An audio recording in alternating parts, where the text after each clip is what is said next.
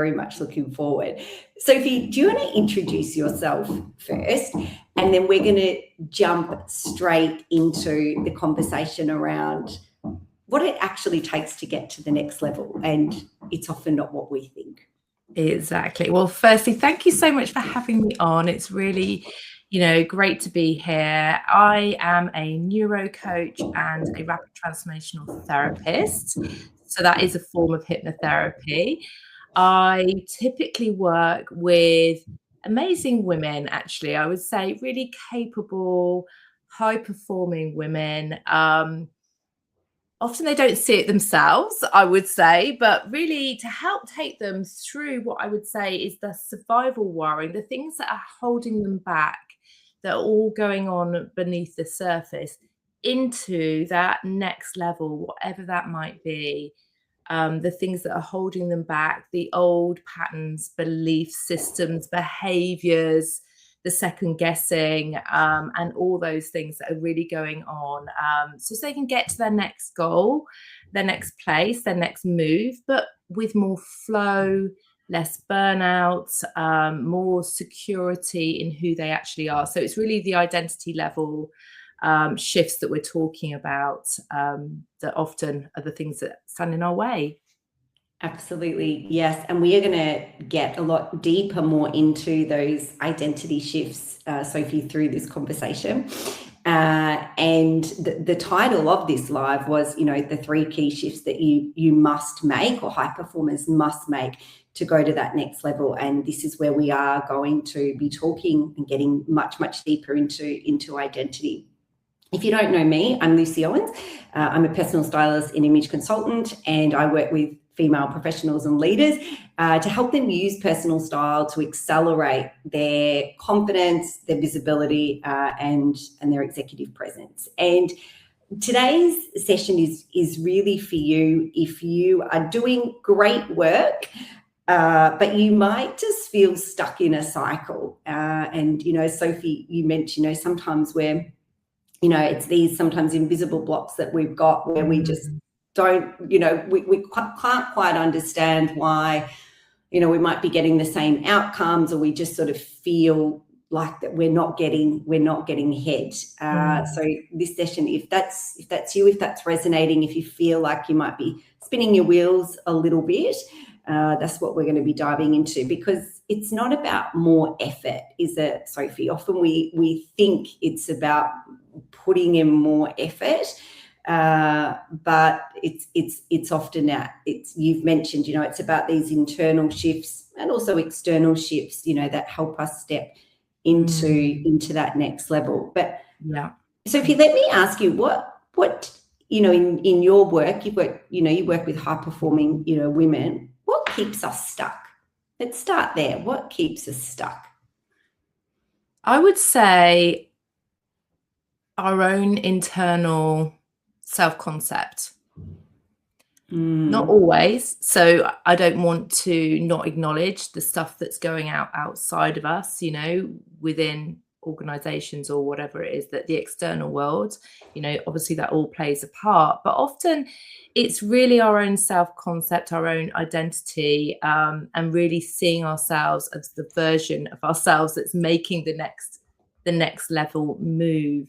So it's the experiences that we've had, it's the belief systems that we've kind of created over a period of time that is then affecting how we actually feel, our emotional responses, and then obviously the actions that come on the back of those emotional responses.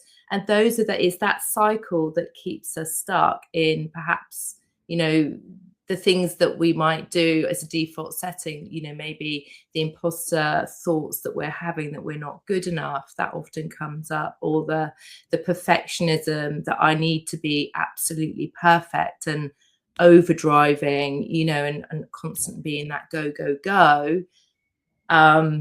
Or it could be things like boundaries and people pleasing, but all of these are like symptomatic of the belief systems that are underpinning all of the foundation. So I would say it's not our skills, it's not our ability, it's really our self-concept.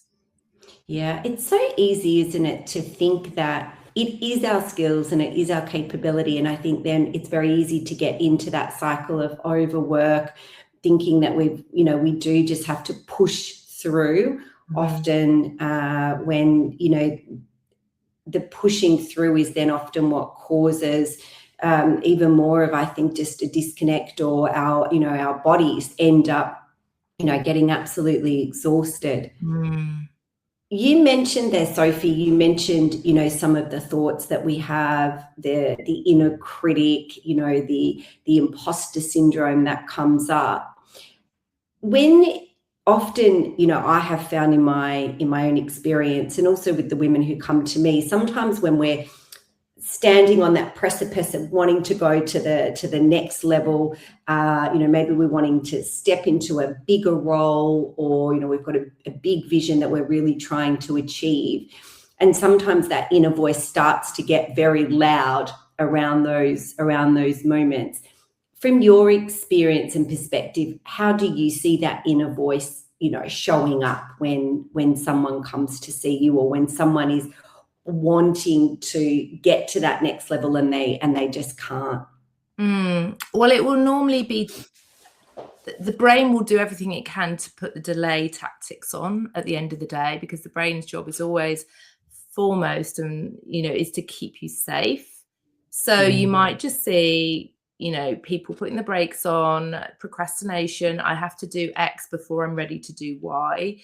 So there'll always be that next thing that I have to do. So it's going to make up some excuses for you. It's going to make up some tactics to delay, I would say. And that, so it's going to show up in that I'm not ready, or I need to do more, or perhaps this isn't for me, perhaps I don't deserve it, I'm not good enough. So it's going to start showing up in all of those ways, because ultimately, everything, our brain is a reflection of the past, essentially. So everything we've previously experienced, that could go back to experiences that we've had, as a child or at school, or those things that we, as an adult, we feel like we should be over. But ultimately, the brain, the way it works, it's working on programs. It creates programs, and then they get housed, let's say, in the subconscious mind, and those become your default settings. So when we're facing something that feels scary, we can go into that fight, flight, or freeze mentality, that state of being that is very dysregulated. So like you say, you then start trying to push through, but feel the resistance. So it can become like a really vicious cycle. Yeah. And I think, well, certainly this has been my experience too. Like sometimes there's such a default, and as you say, our brain has just been running on that program for so many years that we maybe, we have a tinge of a sensation or a feeling that, we should be doing more, or why don't we feel motivated, or, and why are we procrastinating? But a lot of times, until we actually do the work to unblock it and go back and have a bit of a look at where did that programming and things start, then it's very easy to continue to run on that default, because it's just what we've always known. And I always say this, I think the first thing is to take away any blame, shame, frustration, and really lean into self-compassion and curiosity to, like you say, start to unpick and unravel, because most of these things that have occurred and kind of this self-concept, these belief systems have been created unconsciously. So when we've absorbed the information as children, it's unconscious absorption. The brain is like, it's like a little sponge. It's creating these programs, and it's doing exactly what it needs to do to survive within that environment. The problem is that environment changes, and suddenly we're the grown-up version of ourselves, but our brain is still operating essentially to the old programs that became kind of wired in. And that's why, even though you could write everything down on paper and say, yes, but look at all of my qualifications, look at my experiences, but the belief systems and the patterns and the behaviors have already been set. And that's what the default setting, particularly when we get into situations that trigger us and feel unsafe, the brain will just use the old system to tell us all these things because it's doing its job. So we can't really push against it. What we have to do is understand it and kind of shift it and reintegrate it so that we can start to create the new programs and the, you know, and go back to that version of ourselves that's probably already there and bring her back into our world now, and to start to align and reprogram our mind, because, you know, the brain is, you know, able to reprogram itself. It's able to change through direction, but it never starts through beating ourselves up and this kind of this not feeling good enough. We really have to start giving ourselves a huge amount of compassion and say, do you know what? It's not my fault, but now I have to have that intention. So we have to get kind of quite clear on what we really want, and then we can start moving towards it. Yeah, I love that you've mentioned self-compassion, because I think it's very, very easy we are our own worst inner critic often. And often, you know, one of the things that I often say to clients, because one of the things that I hear, Sophie, a lot in my work is we can be so hard on ourselves, you know, in terms of, you know, body. And again, this comes down to our own, you know, self-concept about our body. And, you know, I'll often say to clients, you know, would you say what you say to yourself to your best friend? And, you know, we sometimes need to think about the way that our own language and the way that we talk to ourselves. And as you say, like, if we can start with self-compassion and realize that many of these things came from when we were kids, as you say, it's just when all our program is getting set up and we're just taking it all in so subconsciously. And then we actually need to be able to set that intention around, okay, you know, let's actually work on this now and uncover it so that we can move forward. Yeah. And I think all this misnomer that we just have to keep push is actually, in as scary as it sounds, because today's world is so fast paced, but it's really not serving ourselves in terms of our clarity, in terms of slowing down and really starting to do that inner work, that kind of reflective work, and becoming far more intentional. Because, you know, the more we sort of really start honing in what it is that we want and slowing down and seeing those patterns, and then really have a plan for micro steps that are all going to start to add up to the bigger behavior change and the big, you know, the confidence, the, you know, the visibility. I'm sure what you've just said about, obviously, our, you know, how we view ourselves. I see a lot of women silencing themselves, and not feeling like they have a voice. And we can hold a lot of kind of, you know, if we're talking about energy in our, you know, energy centers, but within our throat chakra, there can be a lot of trauma, because I think historically women have not always had such a, you know, been able to voice and have that, or have second guessed themselves. I think that there's often a lot of unpicking to do around that. Where do we start sort of shutting down parts of ourselves, or sort of diluting our voice a little bit and not having that confident, you know, we can be confident in our own way, or feeling like we have to be. I see a lot of women, actually, quite a few women that I've worked with, that have actually had to really kind of quite adopt a very masculine approach to that. Nothing wrong, we all have masculine and feminine energy, but they've had spiky suit to show up. But then when you kind of come and you know, you're absolutely exhausted, and it's much better to be able to slowly take that off and to start showing who you really are, and just show up as yourself, and knowing that's good enough. And that just takes a bit of time, that's all. But I believe everybody can get to that place. I love that. I love that analogy, Sophie. And hello to you, Christine. Great to see you here.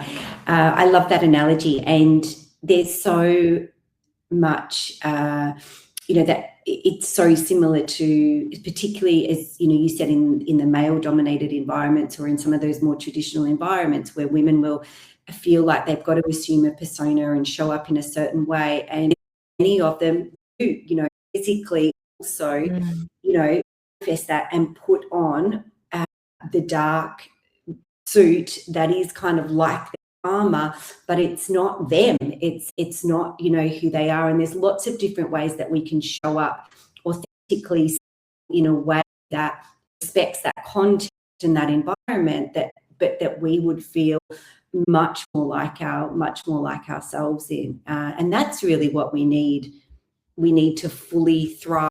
I think a lot of women, Sophie, from the outside looking in, they do look like they're thriving. They've got the role, the title, and, for all, purposes from the outside, they look like they're successful. But often there's things going underneath that people, don't see. They might, be exhausted, the overworking, the perfectionism, the people pleasing.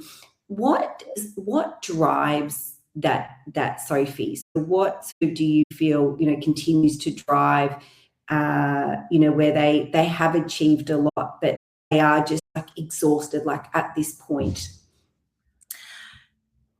So I really, it's just a behavior pattern that is symptomatic of belief systems.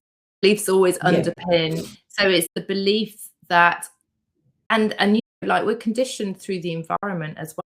Observe else, we learn as much through observation, and it just becomes, well, it is a societal thing, isn't it, that we must work harder. I must work, if we think about every single thing we've heard about success, it always involves in more, putting more hours in, showing up more, never, being available 24/7.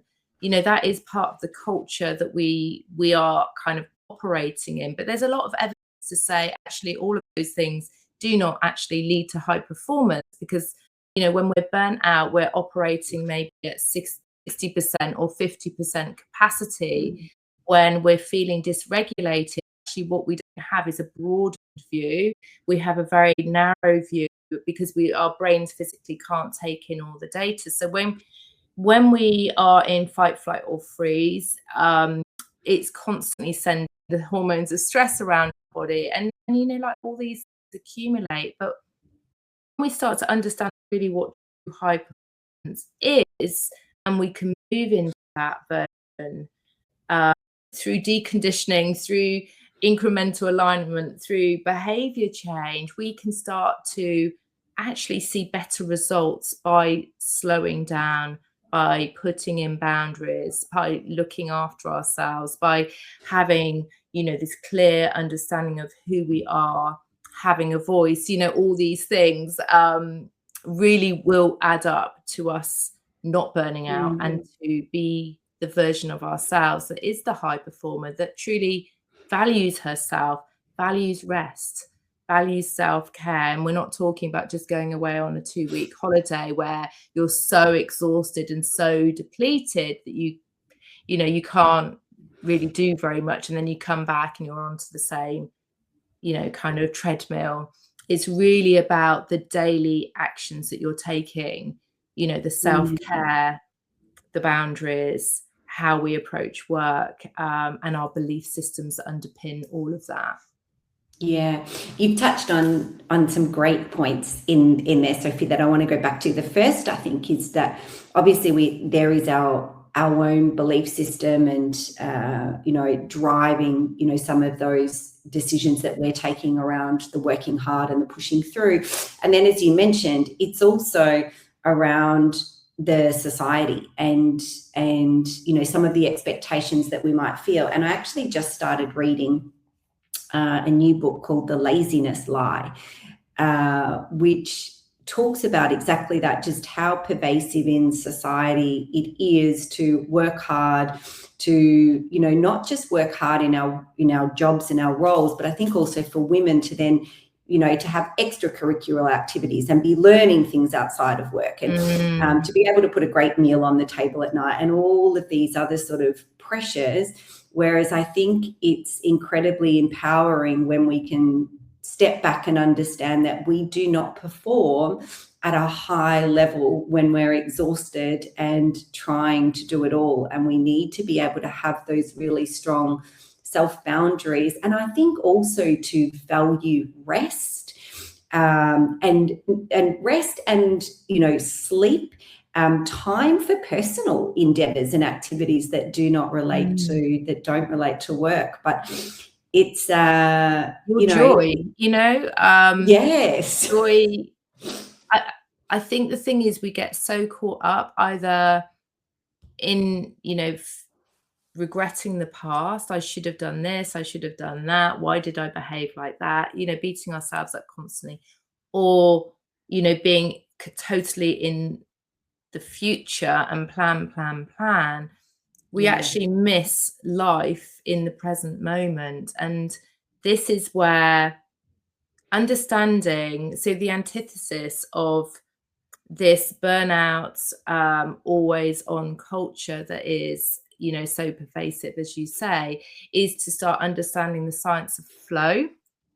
So flow is where, so this is where, I always go from this perspective. We always start, the work that I always start with a client is really around, our values, our what flow state is, for example, what was it? And, what was it that we used to love to do? Just, as children, if you just watch children, they are a very good reminder for ourselves of how we should be living life, with that curiosity, that creativity, that way of thinking and being kind of fully in the present moment. And then, taking those elements of that to remind ourselves how we want to actually show up. Because when we start tapping into flow states, we're going to be doing our best work. We're going to be getting our inspired thinking. We're going to be fully present and enjoying the moment, rather than concerned about the past or worrying constantly about the future. So that gives us a lot of guidance as to how we can start living our lives more and moving towards that state.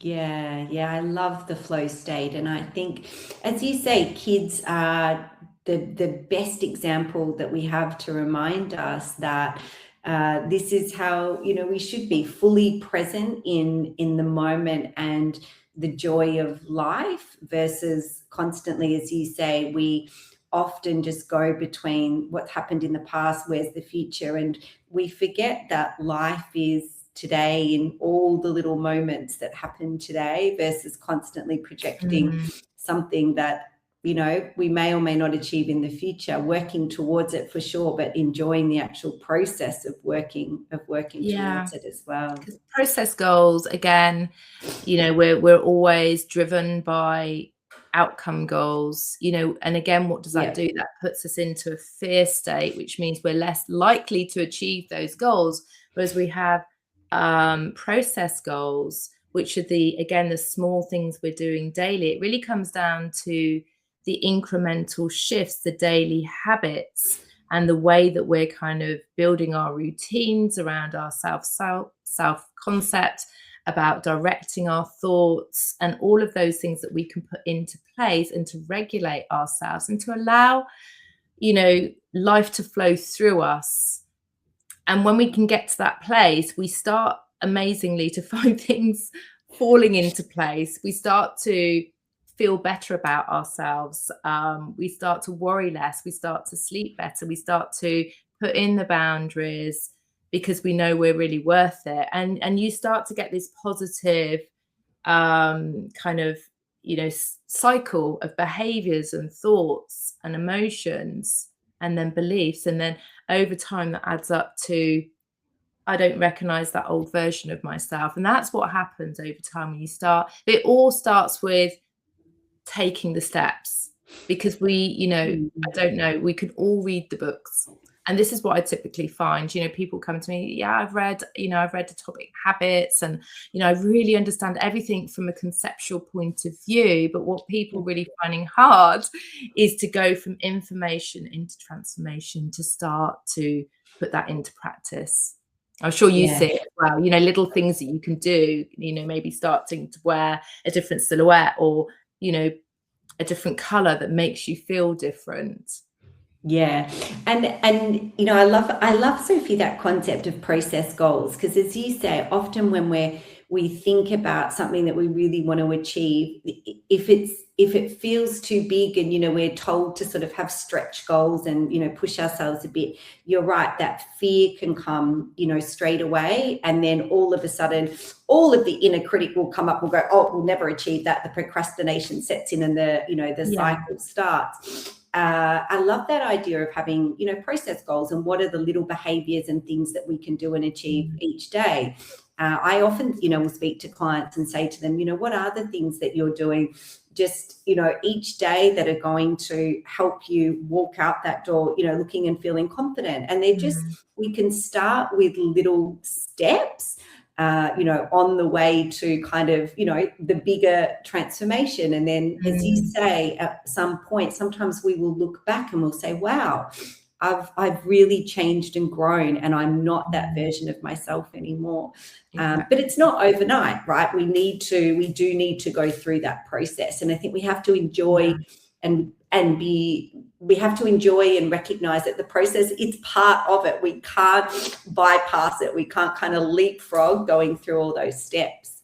And it might be messy. And I think this is, again, where I think if you decide, for example, that you do want to, you know, make these changes, getting a little bit of help or a mentor can be so incredibly helpful, because it's normally what happens is that you can get stuck in this failure cycle. You get really excited about the goal, you set the goal, you start doing the goal, and then you hit the roadblocks. And then, because of the old programs being still very ingrained, even though we're starting to make the new ones, you know, we're starting through neuroplasticity and application to make the new goals happen. If we hit the roadblocks, this is where we start to then tell ourselves, well, it was never going to work, and that's why I should give up. And then that will feed into the shame cycle, and look, I can't do it. And I think this is where people get stuck. So this is where it can be incredibly helpful, I think, to have an understanding and somebody there, even if you found an accountability buddy, right? You know, somebody that you can talk to and say, look, you know, this is the goal that I've got. I always teach a framework, which is really, really useful for goal setting, which isn't smart. It's called WHOOP, and it's based on 20 years of research that allows you to work with your subconscious mind and priming your subconscious mind for the things that might go wrong during the journey. I always say, look at your goals as a journey. It's like this windy road, and round the corner you're going to encounter, just like in The Wizard of Oz, you're going to encounter, I think it's such a great analogy, because that's all about the journey. If we even think about the hero's journey, is that, you know, we're in this place, we want to get to there. That's the version of ourselves we really want to get to. And the road is like this, because it's not like that. So if we can start, so the WHOOP framework really helps, because you think about your wish, you know, think about the best outcome, which is in the most positive light. So this might be like a really powerful visualization. You're really going to bring it to mind. So you might see, let's say, the version of you that's, you know, wearing something different, that's showing up differently, that's saying something differently, that has a different response and gets a different outcome. You're thinking about, well, what does that outcome feel like? So that's the really emotional attachment, because we change through our emotions. So when we can start activating our emotions in the right way, it can be really powerful in terms of belief and behavior change. Then, so we get this kind of this juxtaposition between, you know, this idealized version, and we start thinking about, well, where are we now? So we need to think about the fact that this is a journey, that we might encounter some obstacles. So the second O is the obstacles. So you think, well, okay, what are all the things that could possibly go wrong? And this sounds a bit negative. But actually, if you do it in advance of them happening, you get to the final bit, which is the plan, and you come up with a really simple set of if-then statements. You know, if I come up against, you know, like a wobbly moment, or somebody has said something that's triggered me, or I'm feeling too tired to do my goal, then I'm going to do X. And that thing could be the smallest thing. It could be a reminder. It could be a small process of, I'm going to take 3 deep breaths. I'm going to look at my goals and remind myself why I'm doing this.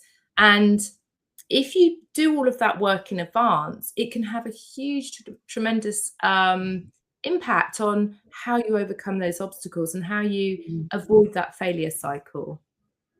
And I think that that's just part of setting ourselves up for success in the best possible way, because as you say, inevitably we will set goals and we will encounter obstacles, and it's a process for us to go through and achieve them. And for me, Sophie, that sounds like a wonderful way to, you know, sit down at the beginning and preempt what might happen and actually have some strategies around what we're going to do when those moments happen. That's wonderful. Absolutely.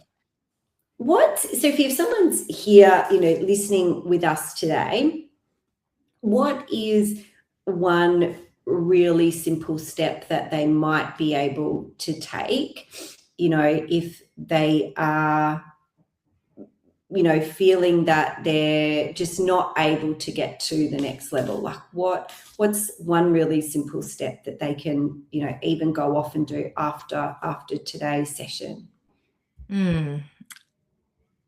Don't believe. So I think the first thing is that we live our lives thinking that our thoughts are the reality of what we're experiencing. So I think, honestly, one of maybe the best things to do is just to quietly take a moment, come out of your head. I know, like, so often we live in our heads. We live, you know, it's like this kind of whirling thing that is constantly going around and maybe keeping us awake at night, and all those things like feel so heavy. I think just taking a bit of time, slowing down, using a bit of breath work. You know, our breath is always with us, so taking deep breaths in and really just thinking about that thought, that thing that is coming up for you, that trigger point, whatever it might be, and really asking with some self-compassion, is that really true? Could it just be that is a story that has become so ingrained within my program that it's just become something that I don't even consider? Because the whole thing about your subconscious programs is that they're designed to work beyond your logical mind. They're just meant to run and run and run, and it's saving the brain energy. So if you just think about it, okay, slow down, take the deep breaths. Is this really true? And then start to think about it. What does that thought remind me of? Oh, it reminds me of a time when I failed at something. And maybe it was a time when you were at school and you were made to do something and you got something wrong. It could be something, but if you just reflect on it and you go inside yourself, and even ask your subconscious, it sounds a bit woo-woo, but actually our subconscious mind is recording every single thing, every event that has happened in our life. And that's why hypnotherapy can be really useful. But just ask yourself, what does it remind me of? And then have a bit of compassion and bring that thing into your present day and think, well, what is it that why is it I want this? And why is it important for me? And just have that moment of just slowing down and reflecting. And that can be incredibly powerful. And just reset, take some breaths, recenter yourself, and just give yourself those positive affirmations. I can do this. I know this is what I want and I'm worthy. And that can be really incredibly powerful. Yeah, and it sounds so simple, but when it's so important, and it is so powerful, actually taking time to connect to ourselves and also challenge the thoughts to say, is this really true? Or is it something that, you know, I'm thinking this because of that? And sometimes, you know, if we sit down and we do take that moment, you know, journal, write about it, you know, we can see a correlation there between, you know, why we are having that thought. 100%. Or pardon? We'll definitely see the patterns, definitely. Yeah, 100%. we can see the patterns, exactly. Now, Sophie, for you know, for a lot of us, you know, we do need to have someone holding our hand a little bit and, you know, helping us do, you know, more of that deep inner work. If someone wants to have a deeper conversation around this topic, best thing to DM you and get in touch with you. Yeah, DM me. I always will give you know, like a half an hour clarity and connection call where we can just talk about what is holding you back, what is the vision, what is that bridge between the version of you want to get to and where you are now. There's always you know, and that's no pressure, just come and have a chat.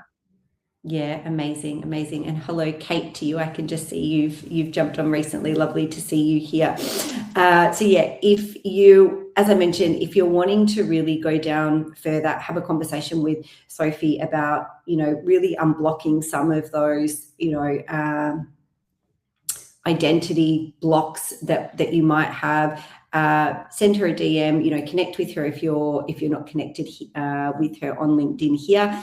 If you want to have a deeper conversation with me around this topic, around, you know, how you can align your external with what you're wanting to achieve, then please feel free to reach out to me as well. Sophie, it has been such a joy to talk to you about this topic. It's something that I think is incredibly important for women and for everyone, really. I think just to help us reach our full potential. And exactly, yeah, and to enjoy life. Life is here to be experienced, and that is a state of being that we can move into. It comes from within, because, you know, everything else around in life always happens.